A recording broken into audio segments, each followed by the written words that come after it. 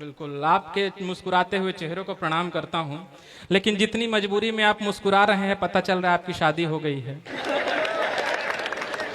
देखिए, कोई जाति के लिए लड़ रहा है, कोई धर्म के लिए लड़ रहा है, कोई संपत्ति के लिए लड़ रहा है, लेकिन पूरी दुनिया में केवल एकमात्र ऐसी प्रजाति है जो निस्वार्थ भाव से लड़ती, जिसका नाम होता है पत्नी।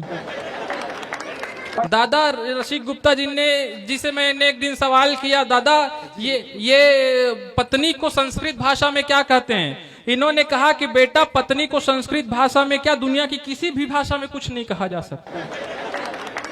और मैं तो बता रहा हूं सर, दुनिया में 7 प्रकार के पति पाए जाते हैं। पहला वो जो रात को जल्दी सो जाता है, उसे सैया कहते हैं। दूसरा वो जो रात को पी कर आता है, उसे पिया कहते हैं। तीसरा वो जो बेपत्नी के बेलन से मार खाता है, उसे बलमा कहते हैं। चौथा वो जिसकी आंखें सदा नम रहती है, उसे सनम कहते हैं। पांचवा वो जिसको पत्नी रोज सजा देती है, उसे साजन कहते हैं।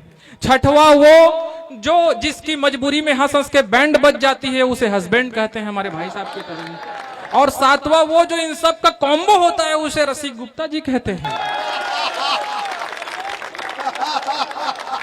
क्या बात है, वाह वाह। नहीं, हिंदुस्तान अद्भुत देश है। अच्छा भाई साहब, आप लोग पति के 7 प्रकार जान लिए, पत्नी भी 7 प्रकार की होती है। एक बार तालियां इस बात पे बजाइए, फिर मैं बताता हूं। पहली वो जो घर का काम धंधा छोड़कर केवल टीवी में घुसी रहती है, उसे बीवी कहते हैं। दूसरी वो जो पति के, जो आपके पैसों पर वाइपर, जो आपके पैसों को वाइपर की तरह साफ कर दे, उसे वाइफ कहते हैं। तालियां कमजोर है आप लोगों की।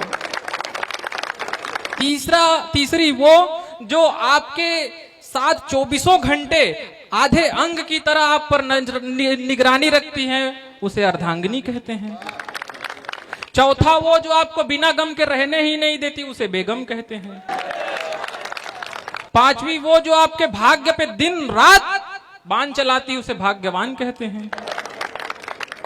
पांचवी वो जो दिन रात आपके भाग्य पे बाण चलाती है, उसे भाग्यवान कहते हैं। और छठवीं वो जो अपने पति के मति को कुमति में बदल दे, उसे श्रीमती कहते हैं। तो यहाँ पर आए हुए तमाम अपनी मति को कुमति में बदलकर अपनी श्रीमती के साथ आए हुए प्रत्येक पति को मैं प्रणाम करता हूं। नहीं, सच में बता रहा हूं भाई साहब। मैं आपको बता दूं, पिछले दिनों क्या है, गौरव चौहान भैया घर में भाभी जी के साथ टीवी देख रहे थे।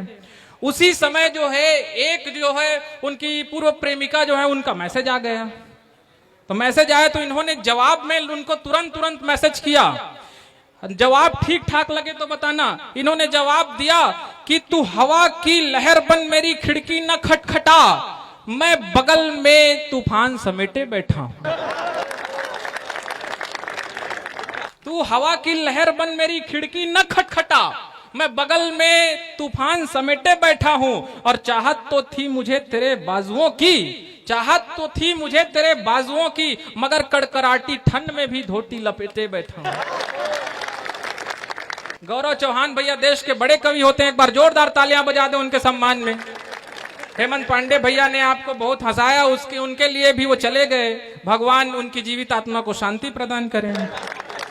आप उनके सम्मान में भी तालियां बजा दें। देखिए सर, मैं आपको बता दूं, प्यार करना बहुत मुश्किल काम हो गया है भैया।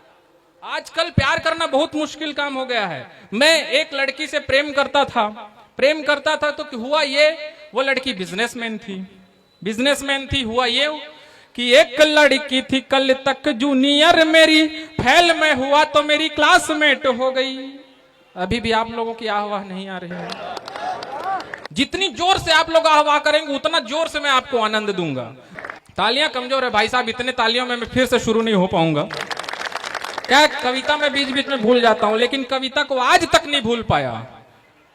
दरअसल वो वही लड़की थी जिसने 3 लाख का चूना लगाया है। एक लड़की थी कल तक जूनियर मेरी, फेल में हुआ तो मेरी क्लासमेट हो गई। और मैं तो पहले से उस पर फ्लैट था, मगर धीरे धीरे वो भी मुझ पर फ्लैट हो गई। हर 2G 3G 4G के जैसे दिन रात वह बेसबब बेहिसाब अपडेट हो गई। और लाख रुपये का हैंड सेट लेके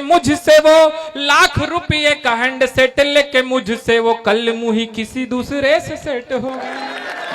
कल मुही किसी दूसरे से सेट हो गई। सर प्यार करना बहुत मुश्किल हो गया है।